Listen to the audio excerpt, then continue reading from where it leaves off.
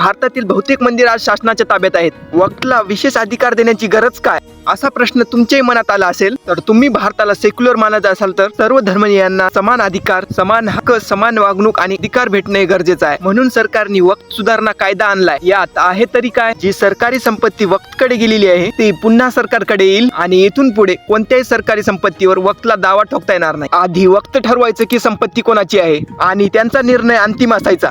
आता जिल्ह्याचे माननीय जिल्हाधिकारी ठरवणार एखादी संपत्ती कोणाच्या मालकीची आहे. सुधारलेल्या वक्फ बोर्ड मध्ये गैर मुस्लिम व्यक्ती, मुस्लिम समाजातील मागासवर्गाचे प्रतिनिधी आणि 2 महिला असणं बंधनकारक आहे. आधी वक्फच्या निर्णयावर कोर्टात जाण्याचं कोणतंही प्रावधान नव्हतं. आता वक्फ ट्रिब्युनलच्या निर्णयावर संतुष्ट नसाल तर 90 दिवसाच्या आधी तुम्ही कोर्टात पण जाऊ शकता. आणि सर्वात महत्त्वाची गोष्ट, ज्याला ऐकून मुस्लिमांना पण खूप आनंद होईल, एखाद्या मुस्लिम व्यक्तीच्या निधनानंतर पुरुष उत्तराधिकारी नसेल, संपत्ती वक्फकडे न जाता महिला उत्तराधिकाऱ्याकडे जाईल. म्हणजे स्त्री आणि पुरुष यांना समान अधिकार. भारतासारख्या सेक्युलर राष्ट्रात प्रत्येकाच्या भावनांचा आदर करत कोणावरही अन्याय होणार नाही अशीच पावलं उचलणं खूप गरजेचं आहे. आणि वक्फ सुधारणा हे बिल तसंच एक मोठं पाऊल आहे आणि ते पास झाल्याबद्दल सर्व धर्मीय भारतीयांचं आणि भारत सरकारचं खूप खूप अभिनंदन.